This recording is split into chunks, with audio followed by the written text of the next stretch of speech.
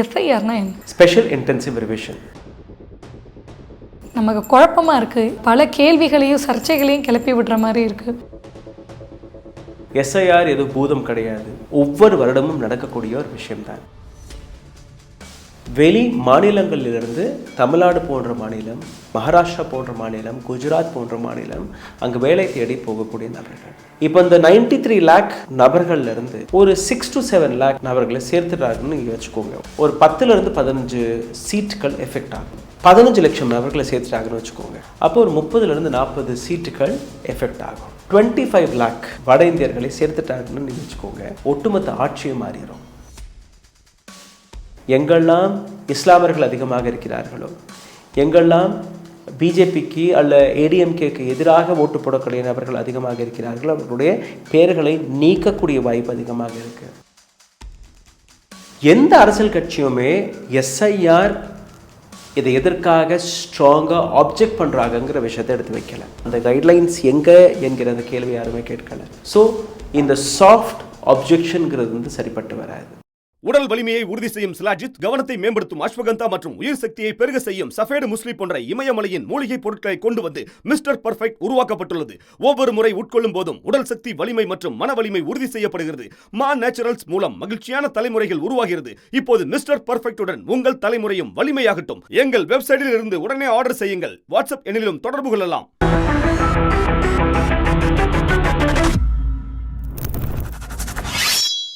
Rooster news நேயர்களுக்கு வணக்கம். SIR குறித்து பல கேள்விகள், விவாதங்கள், சந்தேகங்கள் இருக்கலாம்.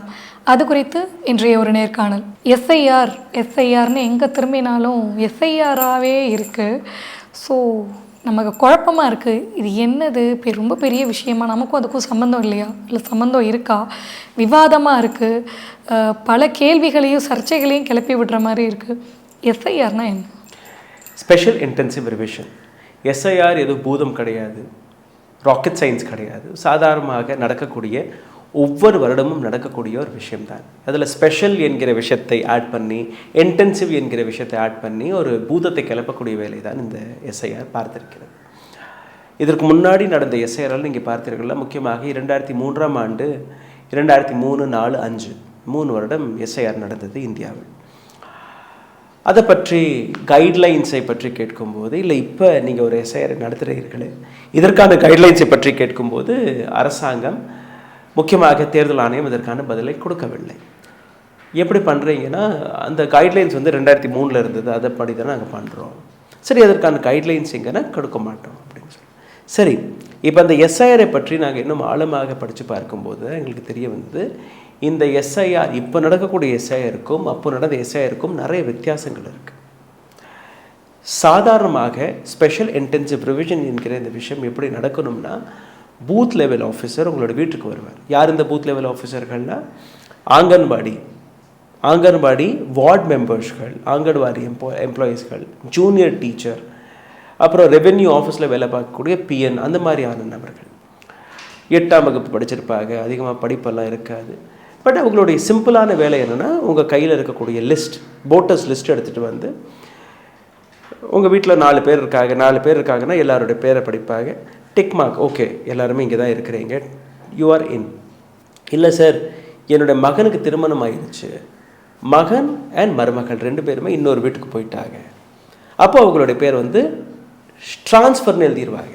அப்போ அந்த இடத்துல அவங்களோட பேர் சேர்க்கப்படும். இல்லை சார், என்னோடய மகனுக்கு இப்போ தான் திருமணம் ஆனது, மருமக அந்த அட்ரஸ்லேருந்து இந்த அட்ரஸ்க்கு மாறி வந்துட்டாங்க, இங்கே அவங்களுடைய ஓட்டு வந்துருச்சு, அப்போ இவங்களோட பேர் சேர்க்கணும். இல்லை, என்னுடைய மகன் இல்லை மகளுடைய வயது 18 ஆயிடுச்சு, அப்போ அவங்களோட பேரை சேர்த்துருங்க. என்னுடைய அம்மா இல்லை பாட்டி தாத்தா இறந்துட்டாங்க, அவங்களோட பேரை நீக்கணும். இதுதான் எஸ்ஐஆருடைய ஒரு ப்ராசஸ். இதில் எந்த விதமான அட்ரஸ் ப்ரூஃபும் கேட்கப்படலை, எந்த விதமான அடையாள அட்டைகளையும் கேட்கப்படலை. எப்போ கேட்கப்படும்னா, பக்கத்து வீட்டில் இருக்கக்கூடிய நபர் சந்தேகப்பட்டு, சார் இவர் இந்தியரே கிடையாது, பங்களாதேஷில் வந்திருக்காரு, இல்லை இவருடைய அட்ரஸ், இவருடைய கிராமமே பூர்வீகமே இது கிடையாது, இவர்கள் மேலே எங்களுக்கு சந்தேகம் இருக்குது, அந்த மாதிரி சந்தேகம் இருக்கும்போது அட்ரஸ் ப்ரூஃப், மற்ற டாக்குமெண்ட்ஸ்களை நீங்கள் கொடுக்கணும். இல்லைன்னா எந்த வித ஒரு டாக்குமெண்ட்டுமே தேவையில்லை. இந்த டாக்குமெண்ட்டை நாங்கள் படித்து பார்க்கும்போது இன்னொரு விஷயம் வெளியில் வந்தது. இப்போது எப்படி நவம்பர் 4ஆம் தேதியிலிருந்து தொடங்கி டிசம்பர் 4ஆம் தேதிக்குள்ளே எஸ்ஐஆரை முடிக்கணும்னு சொல்கிறார்களோ, இந்த அவசியம், இந்த அவசரம் ஏன்? முக்கியமாக நீங்கள் பார்த்தீர்கள்ல, உத்தரப்பிரதேஷ் 2027ஆம் ஆண்டு தான் தேர்தல் வர இருக்குது. அப்போது அங்கெல்லாம் அவசரமே தேவையில்லையே, நீங்கள் பொறுமையாக இந்த எஸ்ஐஆரை நடத்தலாம். 19-20 நாட்களில் கிட்டத்தட்ட ஒரு 17 பிஎல் ஆஃபீஸர்கள் உயிரிழந்திருக்கார்கள். ஏன்? அதிகாரிகள் கொடுக்கக்கூடிய அந்த அழுத்தம். தமிழ்நாட்டை மட்டும் நீங்கள் எடுத்துக்கிட்டிங்கன்னா 6,40,00,000 வாக்காளர்கள் இருக்கிறார்கள். 6,40,00,000 வாக்காளர்களுக்கு பிஎல் ஆஃபீஸர்கள் என்கிற பெயரில் கிட்டத்தட்ட ஒரு 68,000 பிஎல் ஆஃபீஸர்கள் இருக்காங்க. அப்போ ஒவ்வொரு பிஎல் ஆஃபீஸர் மீது கிட்டத்தட்ட ஒரு 900 வோட்டர்ஸ் ஐடிகளை செக் செய்வதற்கான அந்த பொறுப்பு இருக்குது. தமிழ்நாடு அரசாங்கம் செய்யக்கூடிய நல்ல விஷயங்களும் இருக்குது. நீங்கள் பாருங்கள், பிஎல் ஆஃபீஸர்களுடைய வேலை வந்து இப்போ ஆங்கன்வாடி வேலை பார்க்கக்கூடிய பெண்ணாக இருந்தாலோ, இல்லை ஒரு டீச்சராக வேலை பார்க்கக்கூடிய பெண்ணாக இருந்தாலோ, அவங்க வந்து கையெழுத்து மட்டும் போட்டுட்டு நேரடியாக இந்த எஸ்ஐஆர் விஷயத்தில் அவர்கள் இறங்கலாம். ஸோ அழுத்தம் அந்த அளவில் கிடையாது. அப்போ கூட நீங்கள் பார்த்தீர்களா, கள்ளக்குறிச்சியில் ஒரு பெண்மணி தற்கொலை செய்து கொண்டிருக்கிறார். ஒர்க் ப்ரெஷர் இருக்குது. குறுகிய காலகட்டத்தில் இத்தனை பேரை நீங்கள் வந்து சரிபார்க்கணுங்கிற ஒரு விஷயம் இருக்கும்போது, பழைய டாக்குமெண்ட் எடுத்து படித்து பார்க்கும்போது இந்த மாதிரியான கால அவகாசத்தை அவர்கள் குறிக்கவில்லை. 3 வருஷம் 8 மாதங்கள் அப்படியெல்லாம் எஸ்ஐஆர் நடந்திருக்கு. இதுதான் இங்கே சிக்கலே. ஏன் நீங்கள் 30 நாட்களுக்குள்ளே இந்த ஒட்டுமொத்த எஸ்ஐஆர் ப்ராசஸை நடத்த முடிக்கணும் என்கிற அந்த கேள்வி வரும்போது எந்த விதமான பதிலும் கிடையலை. கிட்டத்தட்ட ஒரு 17-18 பேர் உயிரிழந்ததுக்கு பின்பு கூட எந்த விதமான பதிலும் தேர்தல் ஆணையம் கொடுக்கவில்லை. இப்போது மக்கள் மனதில் இருக்கக்கூடிய கேள்வி, இது தேவையா? ஆமாம், தேவைதான். ஏன்னா நிறைய பேர் வீடு மாறி போயிருப்பாங்க, இறந்துருப்பாங்க, சேர்க்கப்படணும், இது எல்லாமே இருக்கணும் இல்லையா? ஸோ வருடந்தோறும் நடக்கக்கூடிய ஒரு சாதாரணமான ப்ராசஸை மாற்றி ஒரு சில அரசியல் கட்சிகளுக்கு லாபத்தை கொடுப்பதற்காகவும், மாநில கட்சிகளுடைய அந்த இம்பார்ட்டன்ஸை குறைப்பதற்காகவும் இந்த எஸ்ஐஆர் என்கிற பூதத்தை கிளப்பிய தேர்தல் ஆணையம். அதை பற்றி இன்னும் நம்ம அடுத்தடுத்த கேள்விகளில் போகும்போது உங்களுக்கு இன்னும் ஆழமாக புரியும். ஏன் இந்த எஸ்ஐஆர் வந்து ஒரு சில நேஷ்னல் பொலிட்டிக்கல் பார்ட்டிகளுக்கு மட்டுமே லாபத்தை கொடுக்க போகிறது, ஏன் மாநில கட்சிகளுக்கு எதிராக இருக்கிறது என்று நீங்கள் புரிந்து கொள்ளலாம். இப்போ நீங்கள் பேசும்போது சொன்னீங்க இல்லையா, மத்திய அரசுக்கு வந்து இது வந்து சாதகமாக இருக்கும், மாநில அரசுக்கு வந்து இது பாதகமாக இருக்கும். அது எப்படி அப்படி சொல்லலாம்? தேர்தல் ஆணையர் தேர்வு செய்ததிலிருந்து மத்திய அரசாங்கம் கொண்டு வந்த 3 மாற்றங்கள், சட்டங்களை மாற்றியிருக்காருங்க. அது எல்லாத்தையுமே பார்க்கும்போது நேஷ்னல் பொலிட்டிக்கல் பார்ட்டி, இன்றைக்கி பிஜேபி மத்தியில் இருக்குது, நாளைக்கு காங்கிரஸ் அல்ல வேறொரு பெரிய கட்சி மத்தியில் வந்தால் கூட இந்த லாபம் அவர்களுக்கு தான் போய் சேரும். எப்படின்னு நீங்கள் பார்த்தீர்கள்னா, தேர்தல் ஆணையரை தேர்வு செய்வதற்காக அவர்கள் மாற்றிய முதல் சட்டம், இதற்கு முன்னாடி prime minister, leader of opposition மற்றும் சீஃப் ஜஸ்டிஸ் ஆஃப் இந்தியா, இவங்க 3 ஓட்டு 3 பேரும் கலந்து ஆலோசித்து யாரை நியமிக்கிறார்களோ அவர்கள் தான் தேர்தல் ஆணையர். இப்போது ஒரு சட்டம் மாற்றப்பட்டது. அந்த சட்டம் வழியாக காமனான நிலையில் இருக்கக்கூடிய சீஃப் ஜஸ்டிஸ் ஆஃப் இந்தியா அவர் தேவையில்லை. பிரைம் மினிஸ்டரால் தேர்வு செய்யப்பட்ட union minister and leader of opposition 2:1 ரேஷியோவில் மாறுது. அப்போது மத்தியில் இருக்கக்கூடிய அரசாங்கம் அவர்கள் யாரை நினைக்கிறார்களோ அவர் தான் தேர்தல் ஆணையர். அப்போ யாருக்கு அவர் வேலை பார்ப்பார்? முதல் விஷயம். 2வது, தேர்தல் ஆணையர் மீது எந்த விதமான வழக்கையும் நீங்கள் போட முடியாது. இறக்கும் வரை எஃப்ஐஆரே போட முடியாது. அப்போ எந்த விதமான தவறு நீங்கள் செய்யலாம், உங்களுக்கு பாதுகாப்பை நாங்கள் கொடுக்குறோம் என்கிற 2வது சட்டத்தை மாற்றுறார்கள். 3வது சட்டம் என்ன மாற்றப்படுதுன்னா, டிஜிட்டல் டாக்குமெண்ட், டிஜிட்டல் ரெக்கார்ட், அதில் சிசிடிவி கேமராவாக இருக்கலாம், அல்ல வேறு ரெக்கார்ட்ஸ்களாக இருக்கலாம், இந்த எந்த டாக்குமெண்ட்டையும் நீங்கள் மக்களுக்கு காட்ட தேவையில்லை. ஸோ இந்த 3 சட்டங்கள் மாற்றப்பட்டது. இப்போ புதிதாக ஞானேஷ்குமார் அவர்கள் தேர்வு செய்யப்படுகிறார். He is the choice of Amit Shah and Narendra Modi, மத்தியில் இருக்கக்கூடிய அரசாங்கம். அதுக்கப்புறம் தான் இந்த இன்டென்சிவ் ரிவிஷன் இதெல்லாம் நடக்குது. பீகாரை பொறுத்தவரையில் ஒரு 68 லட்சம் வாக்காளர்களுடைய பெயர் நீக்கப்பட்டது. தமிழ்நாட்டை பொறுத்த வரையில் 1 கோடி வாக்காளர்கள் சேர்க்கப்படுவார்கள், நீக்கப்படுவார்கள், எல்லாமே சேர்த்து 1 கோடி. யார் இந்த வாக்காளர்கள் நீங்கள் பார்த்தீர்கள்னா, வெளி மாநிலங்களிலிருந்து தமிழ்நாடு போன்ற மாநிலம், மகாராஷ்டிரா போன்ற மாநிலம், குஜராத் போன்ற மாநிலம் அங்கு வேலை தேடி போகக்கூடிய நபர்கள். வேலை தேடி போகக்கூடிய நபர்களை நீங்கள் தமிழ்நாடு போன்ற மாநிலத்தில் நீங்கள் சேர்க்கும்போது, அந்த பட்டியலில் சேர்க்கும்போது, தமிழ்நாட்டை பற்றியும் தெரியாது, தமிழ்நாட்டு கலாச்சாரத்தை பற்றியும் தெரியாது, பிரச்சனைகளையும் பற்றி தெரியாது, சரி அரசியல் கட்சிகளை பற்றி தெரியும்னா அதுவும் தெரியாது. யாரை பற்றி தெரியும்? அவர்களுக்கு தெரிஞ்ச 2 சின்னம் தான். ஒன்று வந்து காங்கிரஸ், இன்னொன்று வந்து BJP. Either they will give vote to BJP or they will give vote to Congress. ஏன்னா அவங்களுக்கு தெரிஞ்ச கட்சிகளே அதுதானே. ஸோ இந்த வழியாக நீங்கள் பார்த்தீர்கள்னா நேஷ்னல் பொலிட்டிக்கல் பார்ட்டிஸ் அவர்களுக்கு இந்த வந்த நபர்கள் ஓட்டு போடுவார்கள், அவர்களுக்கு அந்த லாபம் போய் கிடைக்கும். இந்த லாபம் நஷ்டம் எந்த அளவில் இருக்கும்னு நீங்கள் பார்த்தீர்கள்னா, உதாரணத்துக்கு தமிழ்நாட்டை எடுத்துக்கொள்ளுங்கள். தமிழ்நாட்டில் கிட்டத்தட்ட ஒரு 93 லட்சம் வெளி மாநிலங்களில் வேலை பார்க்கக்கூடிய நபர்கள், அங்கிருந்து வந்த நபர்கள் இங்கே இருக்கிறார்கள். 93 லட்சம்னா ஒரு பெரிய நம்பர். இப்போ இந்த 93 lakh நபர்கள்லேருந்து ஒரு 6 to 7 lakh நபர்களை சேர்த்துட்டாருன்னு நீங்கள் வச்சுக்கோங்க. ஒரு உதாரணத்திற்கு இந்த தேர்தலும் போது ஒரு 10லிருந்து 15 சீட்டுகள் எஃபெக்ட் ஆகும். அதே ஒரு 15 லட்சம் நபர்களை சேர்த்துட்டாங்கன்னு வச்சுக்கோங்க, 15-17 லட்சம். அப்போ ஒரு 30லிருந்து 40 சீட்டுகள் எஃபெக்ட் ஆகும். 30-40 சீட்னா ஒரு ஆட்சியை மாற்றுவதற்கான ஒரு ஒரு ஒரு ஒரு ஒரு வழியை எடுத்து கொடுத்துரும். 25 lakh வட இந்தியர்களை சேர்த்துட்டாங்கன்னு நீங்கள் வச்சுக்கோங்க, ஒட்டுமொத்த ஆட்சியும் மாறிடும். ஸோ எந்த வெஸ்ட் பெங்கால் தேர்தலில் நீங்கள் அதற்கான உதாரணமாக நீங்கள் பார்க்கலாம். வெஸ்ட் பெங்காலில் எப்படி தமிழ்நாட்டில் பிஜேபிக்கு எங்கே ஒரு துளி இடம் கூட இல்லாமல் இருந்ததோ, காங்கிரஸிற்கு எப்படி ஒரு இடங்கள் கைவிட்டு நழுவியதோ, அதே மாதிரி தான் வெஸ்ட் பெங்காலில். வெஸ்ட் பெங்காலில் மம்தா பானர்ஜி அரசாங்கம் வாஜ்பாய் காலகட்டத்தில் ஒரு கோயிலேஷன் கவர்மெண்ட்டில் வந்தாங்க. Mamata Banerjee removed Congress and left parties completely in West Bengal. ஆனால் பிஜேபிக்கு இடம் கிடச்சிச்சு. இன்றைக்கி பிஜேபி நீங்கள் பார்த்தீர்கள்னா opposite to Mamata Banerjee, if any big political party is தேர்னா அது பிஜேபி தான். இதே போன்று தான் இப்போ தமிழ்நாட்டில் நடக்க போகுது. தமிழ்நாட்டுடன் ஏடிஎம்கே அண்ட் பிஜேபி கோயிலேஷனில் வர்றாங்க. See, it's a open this thing that any political party can go anywhere and they can contest election.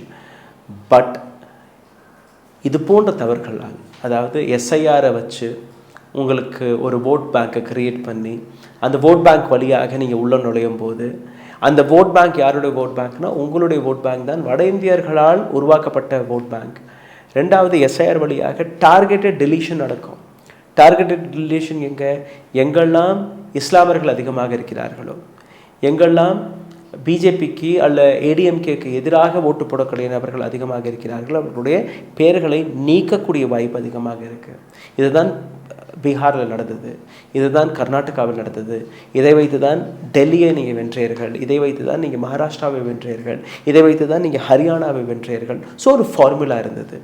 அந்த ஃபார்முலா எங்கெல்லாம் இம்ப்ளிமெண்ட் செய்யப்பட்டதோ, அந்த ஃபார்முலா இம்ப்ளிமெண்ட் செய்யப்பட்ட இடங்கள் டபுள் இன்ஜின் கி சர்க்கார், அதாவது பிஜேபி அல்ல என்டிஏ கூட்டணியில் இருக்கக்கூடிய இடங்கள். But now the challenges West Bengal, where Mamata Banerjee is there, who is completely against BJP or central government. Similarly when you come to Tamil Nadu or Kerala. But இங்கே சேலஞ்ச் என்னென்னா, இந்த மற்ற வெற்றி பெற்ற மாநிலங்களில் மத்திய அரசாங்கத்தின் கையில் போலீஸ் இருந்தது. டெல்லி எடுத்துக்கிட்டிங்கன்னா டெல்லியில் போலீஸ் பவர் அங்கே கிடையாது. It was with LG and LG through Amit Shah was controlling every thing. Tamil Nadu ஒரு வெஸ்ட் பெங்கால் போன்ற மாநிலங்களில் நீங்கள் பார்த்தீர்கள்னா செக்ரட்டரியாக இருக்கட்டும், அல்ல போலீஸாக இருக்கட்டும், அல்ல பியூரோக்ரேட்ஸாக இருக்கட்டும், எல்லாருமே ஸ்டேட் கவர்மெண்ட்டால் உருவாக்கப்பட்ட நபர்களாக இருப்பார்கள். So there is a challenge for implementing SIR here. அதனால தான் நீங்கள் பார்த்தீர்கள்னா அந்த எஸ்ஐஆர் வழியாக உள்ள புகுந்து ஓட்டுகளை நீக்கக்கூடிய வேலையை பார்த்துட்டோம்னா இல்லை சேர்க்கக்கூடிய வேலையை பார்த்துட்டோம்னா ஒரு புதுவிதமான வோட்டர்ஸ் லிஸ்ட்டை நாங்கள் உருவாக்கியதற்கப்புறம் நம்ம உள்ளே வந்துடலாம்ங்கிற விஷயத்தை தான் இவங்க பார்க்குறாங்க. அதனால் என்ன நடக்கும்னு நீங்கள் பார்த்தீர்கள்னா மாநில கட்சிகள் மிகப்பெரிய அளவில் பாதிக்கப்படும், லாபம் மத்தியில் இருக்கக்கூடிய கட்சிகளுக்கு போகும். ஸோ பெனிஃபிட் யாருக்குன்னா நிச்சயமாக majorly it will go to BJP and some part of benefit will go to Congress. உச்சநீதிமன்றத்தில் எஸ்ஐஆரோட நிலைப்பாடு இன்னைக்கு நிலைமையில் எப்படி இருக்கு? சரி, நேற்று ஒரு நீண்ட மேரத்தான் டயலாக் நடந்தது. அதில் வந்து கபில் சிபல், பிரசாந்த் பூஷன், யோகேந்திர யாதவ் இது போன்ற நபர்கள் எஸ்ஐஆருக்கு எதிராக இருக்கக்கூடிய பல விஷயங்கள் எடுத்து வைத்தார்கள். Chief election commission of India அதற்கான பதில்களை கொடுத்துருந்தாங்க. முக்கியமாக நீங்கள் பார்த்தீர்கள்னா கேரளா போன்ற மாநிலங்கள் இதை வந்து ஒத்தி வைக்கணும்.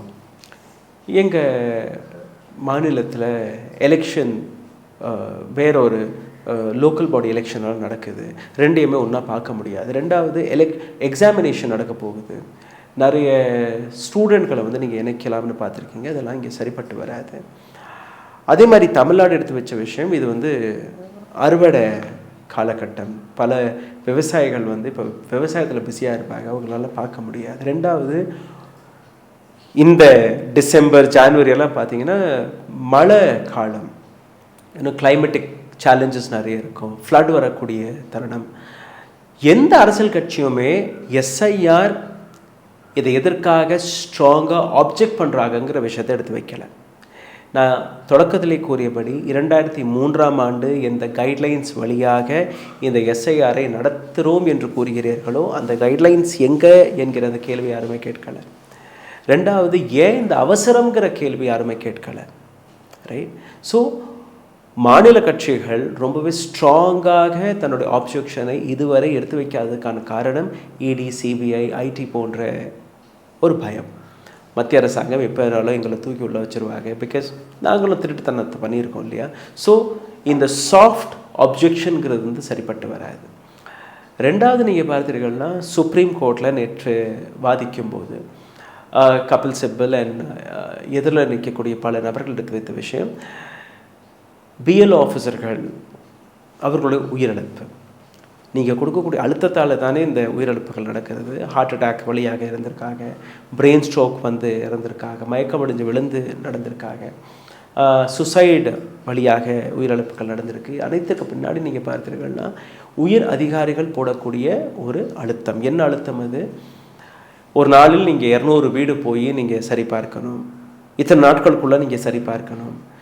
இன்னும் சொல்ல போனால் ஞானேஷ்குமாரோடைய மகளை பற்றி 2 வீடியோக்களை நாங்கள் போட்டிருக்கோம். 191 டீச்சர்ஸ்களை பணி நீக்கம் செய்தது, 163 ஜூனியர் டீச்சர்களை பணி நீக்கம் செய்தது, 60க்கும் மேற்பட்ட பிஎல்ஓக்கள் மீது எஃப்ஐஆர் போட்டது. காரணத்தை பார்த்தீங்கன்னா இன்னும் சம்பளத்தை பிடிச்சி வச்சுக்கிறது. ஒரு மாதத்துக்கு சம்பளம் கிடைக்காது, நீங்கள் சரியாக வேலை பார்க்கலைன்னா சம்பளம் கொடுக்க மாட்டோம், ஒரு நாள் சம்பளம் பிடிச்சிக்கிறது. அது மாதிரியான ஏராளமான பனிஷ்மெண்ட் டிஎம் வழியாக, கலெக்டர்ஸ் வழியாக கொடுக்கப்படுது. ஒரு நபரால் இவ்வளோ தான் வேலை பார்க்கணும்னு இருக்குது. ஸ்கூலுக்கும் போகணும், ஆங்கன்வாடி வேலையும் நீங்கள் பார்க்கணும், அப்புறம் வீட்டுக்கு வீடு போய் இந்த இதெல்லாம் சரி பார்க்கணும். தமிழ்நாடு போன்ற மாநிலம் கொஞ்சம் ரிலீஃப் கொடுத்ததுக்கான காரணம், நீங்கள் வேலைக்கே போகலைனாலும் பரவாயில்லை, இந்த வேலையை முடிச்சு கொடுத்துருங்கிற விஷயம். பட் வட இந்தியாவில் அந்த ரிலாக்ஸேஷன் கிடையாது. ஸ்கூலுக்கு போய் 8 மணி நேரம் வேலை பார்த்துட்டு வீட்டுக்கு திரும்பாமல் நேராக நீங்கள் வீட்டுக்கு வீடு போய், இப்போ வீட்டுக்கு போனீங்கன்னா வீட்டு பூட்டி கிடக்கும், மறுபடியும் நீங்கள் போகணும். இன்னொரு அழுத்தம் என்னென்னா, நேற்று ஒரு பிஎல்ஓ இறந்திருக்கார், அதுவும் நேற்று சுப்ரீம் கோர்ட்டில் எடுத்து வைக்கப்பட்டது. அந்த பிஎல்ஓ மீது இருக்கக்கூடிய அழுத்தம் என்னென்னா, ஓபிசி அல்ல பிஜேபிக்கு எதிராக இருக்கக்கூடிய மைனாரிட்டிகளோடைய ஓட்டை நீங்கள் நீக்கணும். அந்த BLO officer he himself was OBC. He said no, I will not do it. அப்போ அதிகாரி என்ன மிரட்டுறாருன்னா, நீ பண்ணலைன்னா உன் மேலே நான் எஃப்ஐஆர் போட்டுருவோம். அப்பாவுக்கு ஃபோன் பண்ணி அந்த தகவலை கொடுத்துருக்காரு, மைத்துனருக்கு அந்த தகவலை கொடுத்துருக்காரு. Finally he took poison and he tried to commit suicide. இறக்குறதுக்கு முன்னாடி ஸ்டேட்மெண்ட் வெளியில் வந்திருக்கு. அந்த வீடியோ வேணாலும் போட்டு காட்டலாம். பிஎல்ஓ கொடுத்த அந்த ஸ்டேட்மெண்ட் என்னென்னா, பிடிஓ, இஆர்ஓ அண்ட் இது தஹசீல்தார் அவர்கள் கொடுத்த அழுத்தத்தால் தான் இந்த முடிவை நான் எடுத்துக்கினேன். அடுத்த நாள் he past away. So there is a record, there is a statement. அதே மாதிரி 52 வயது ஒரு பெண்மணி பிஎல்ஓ ஆஃபீஸர் வெஸ்ட் பெங்காலில் எழுதிட்டு இறக்குறாங்க. This is the reason I am committing suicide. There was another girl from West Bengal. அந்த பெண்ணிற்கு பெங்காலி பேச தெரியுமே ஒழிய படிக்க தெரியாது. அந்த ஃபார்மை பார்த்தீங்கன்னா பெங்காலியில் தான் இருக்குது. அந்த பெண் போய் தன்னோட அதிகாரிகிட்ட போய் சொல்லியிருக்காங்க, இந்த மாதிரி என்னால் பெங்காலி படிக்கலாம் தெரியாது சார், கொஞ்சம் என்னை மாற்றிடுங்க வேறு இடத்துக்கு. கேட்கல, எங்களுக்கெல்லாம் தெரியாது, நீ வேலை பார்க்குறியா இல்லையா, பெங்காலில் தானே வேலை பார்க்குற, நீ யாரோட உதவி எடுத்துக்கினாலும் எங்களுக்கு தெரியாது, எங்களுக்கு வந்து இந்த வேலையை முடிச்சு கொடு. Inhuman behaviour. அந்த பெண்மணி ஒரு நாள் ஃபுல்லாக கஷ்டப்பட்டு ஏதோ ஒரு 20 ஃபார்ம்கள் நிரப்பியிருக்காரு போல இருக்குது. 2 மணி நேரத்துக்கு ஒரு வாட்டி ஃபோன் வரும், எத்தனை ஃபார்மை நீங்கள் நிரப்பியிருக்கீங்கன்னு. இவ்வளோ தான் பண்ணியிருக்கோன்னா அங்கேருந்து கெட்ட கெட்ட வார்த்தையில் பேசுகிறது. காலையில் அந்த பெண்மணி தூக்கு மாட்டி இறந்துட்டார். இன்னொரு இன்சிடெண்ட் உத்தரப்பிரதேசத்துலேருந்து வெளியே வந்திருக்கு. அடுத்த நாள் திருமண நாளுக்காச்சும் எனக்கு லீவு கொடுத்துருங்கன்னு கேட்டிருக்காப்புல. வெட்டிங் ஃபிக்ஸ்ட் ஆன டேட், அந்த டேட்டுக்கு ஒரு நாள் முன்னாடி கூட அந்த நபருக்கு லீவு கிடைக்கல. திருமண நாளுக்கு கூட, அந்த வெட்டிங் டேட்டுக்கு கூட லீவு கொடுக்கல. ரொம்ப கெஞ்சி பார்த்துருக்காப்புல, எல்லாம் பண்ணி பார்த்துருக்காப்புல, வேலையை விட்டு நீக்கிடுவோம் மிரட்டியிருக்காங்க. அந்த பையன் திருமணத்துக்கு ஒரு நாள் முன்னாடி இறந்துட்டாப்புல, சூசைடு. ஸோ இந்த மாதிரியான சுச்சுவேஷன் எல்லாமே சுப்ரீம் கோர்ட்டுக்கு நேற்று போனதுக்கு பின்பு கூட இந்த எஸ்ஐஆர் சரியாக நடக்காத பட்சத்தில் நாங்கள் அதை எக்ஸ்டெண்ட் பண்ணுவோம் என்கிற ஒரு விஷயத்தை எடுத்து வச்சுருக்காங்க. இவ்வளோ ப்ரூஃப்ஸ் இருக்குது, இத்தனை பேர் இறந்துருக்காங்க, அப்போ கூட எந்த விதமான ப்ரூஃப் உங்களுக்கு தேவை? 68 லட்சம் நபர்களுடைய பேரை நீங்கள் நீக்கினீர்கள் பீகாரில் இருந்து. அந்த பட்டியலை நம்ம கேட்குறோம், சுப்ரீம் கோர்ட் ஆஃப் இந்தியாவும் கேட்டிருக்கு. இதுவரை ஞானேஷ்குமாரன் டீம் கொடுக்கல. அப்புறம் எப்படி அது இன்னும் எத்தனை உங்களுக்கு ப்ரூஃப்ஸ் வேணும்? ரைட், பீகாரில் 21 லட்சம் நபர்களை சேர்த்துருக்கோம்னு நீங்கள் சொல்லியிருக்கீங்க. யாரை நீங்கள் சேர்த்தீங்க, எப்படி நீங்கள் சேர்த்தீங்க, அந்த பட்டியலை வெளிவிடுங்கன்னு கேட்கும்போது அதுவும் நீங்கள் கொடுக்கல. அப்போ சுப்ரீம் கோர்ட் ஆஃப் இந்தியா உட்பட, தேர்தல் ஆணையம் உட்பட ஒரு சிஸ்டம் வேலை பார்க்கிறது. இந்த சிஸ்டம் எப்படி வேலை பார்க்குதுன்னா, பேரை நீக்கியோ சேர்த்தோ ஒரு தனிப்பட்ட அரசியல் கட்சிக்கு ஒரு புதுவிதமான ஓட்டர்ஸை உருவாக்குவதற்காக தான் இந்த அவசரம். இல்லைன்னா 30 டேஸில் இந்த விஷயத்தை சரிபார்ப்பதற்கு எந்த அவசியமே கிடையாது. ஏன்னா 51 கோடி மக்களை இந்த செகண்ட் ஃபேஸில் நம்ம சரி பார்க்குறோம். 12 மாநிலங்கள், அதில் 3 யூடி யூனியன் டெரிட்டரி, 9 மாநிலங்கள். நீங்கள் 4ஆம் தேதிக்குள்ளே அந்த ஃபார்மை நிரப்பலைன்னா உங்களோட பேரை நீக்கிடுவோம். இந்த லிஸ்ட்டில் நீங்கள் கொடுக்கலைன்னா பேரை நீக்கிடுவோம். இதற்கு முன்னாடி 2003 நடந்த எஸ்ஐஆர் படி நீங்கள் பார்த்தீர்கள்ல, எந்த ஃபார்மையும் கேட்கலையே, ஃபார்ம் நீங்கள் நிரப்ப வேண்டாம், கால அவகாசம் கிடையாது. இந்த எல்லா வாதத்தையுமே எடுத்து வைத்ததுக்கு பின்பு கூட சுப்ரீம் கோர்ட் ஆஃப் இந்தியா நாங்கள் அப்படி ப்ரூஃப் ஆயிருச்சுன்னா நாங்கள் எக்ஸ்டெண்ட் பண்ணுவோம், இல்லைன்னா 4ஆம் தேதிக்குள்ள ஃபர்ஸ்ட் லிஸ்ட் வெளியில் வரும், அதுக்கப்புறம் நீங்கள் அப்ஜெக்ஷன் கொடுக்கலாம். இந்த மாதிரி என்னுடைய பேர் நீக்கப்பட்டது, தவறாக நீக்கப்பட்டது, இல்லை இத்தனை பேர் உயிரோடு இருக்கிறாங்க, அப்போ கூட இறந்து போயிட்டதாக பட்டியல் எழுதியிருக்காங்க, அதெல்லாம் நீங்கள் சேலஞ்ச் பண்ணலாம். அதற்கு ஒரு சிறிய விண்டோ கொடுத்துருப்பாங்க. அந்த விண்டோவிலையும் நீங்கள் சரி பார்க்கலைன்னா உங்களுடைய பேர் நீக்கப்பட்டது. இதுதான் நேற்று சுப்ரீம் கோர்ட்டில் வாதிக்கப்பட்டது. இப்போது 28ஆம் தேதி மறுபடியும் இதற்கான ஒரு தேதியை குறித்திருக்கார்கள். அன்றைக்கி மறுபடியும் ஒரு வாதம் பிரதிவாதம் நடக்கும். 4ஆம் தேதிக்குள்ளே இந்த எஸ்ஐஆருக்கான முடிவுகள் வெளிவந்துவிடும். 6ஆம் தேதி காங்கிரஸ் போன்ற கட்சிகள் போராட்டத்தை அறிவித்திருக்கிறார்கள். இன்றைக்கும் நீங்கள் பார்த்தீர்கள்னா அனைத்து எதிர்கட்சிகளுமே ஒன்று கூடாமல் தன்னுடைய லாபத்திற்காக மட்டுமே யோசிச்சுட்டு இருக்காங்களே ஒழிய மக்களுடைய லாபத்திற்காகவும் மக்களுடைய பிரச்சனைகளை பற்றி அவர்கள் துளி கூட சிந்திக்கவில்லை. வெஸ்ட் பெங்காலில் Mamata Banerjee, she's going against SIR in a separate pace.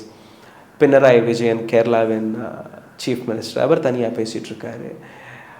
MK Stalin அவருடைய கூட்டணி கட்சிகள் அவர்கள் தனியாக போராடிட்டு இருக்காங்க. ஸோ தனித்தனியாக நீங்கள் போராடும்போது ஒரு ஸ்ட்ராங்கான ஆப்ஜெக்ஷனை இதுவரை எடுத்து வைக்காத போது எஸ்ஐஆர் அது 4ஆம் தேதிக்கு அப்புறம் எக்ஸ்டெண்ட் ஆகுமாறு நீங்கள் பார்த்தீங்கன்னா நிச்சயமாக ஆகாது. திஸ் வில் நீங்கள் வேணால் கத்திட்டுருங்க, நாங்கள் பண்ணுறது நாங்கள் பண்ணிகிட்ருப்போங்கிற விஷயம் தான் இங்கே நடந்துகிட்ருக்கு. இதுவரைக்கும் எஸ்ஐஆர் குறித்து சில கேள்விகளுக்கு விளக்கமாக ரொம்ப தெளிவாக பதில் சொன்னீங்க. நேர்களுக்கும் சரி எனக்கும் சரி நல்ல விடை கிடைச்சது. நன்றி. Thank you so much ma'am. ஊடகம் கார்ப்பரேட் அரசியல்வாதிகளின் கைப்பாவையாக அடிமைகளாக இருந்தது போதும். இனி சாட்டை எடுத்து சுழற்றும் நேரம் வந்துவிட்டது. ஊடகம் பொதுமக்களாகிய உங்களுக்காக உங்களாலேயே இயக்கப்பட வேண்டும். ஊடக சுதந்திரத்திற்காக உங்களின் பங்களிப்பை இன்றே அளித்திடுங்கள்.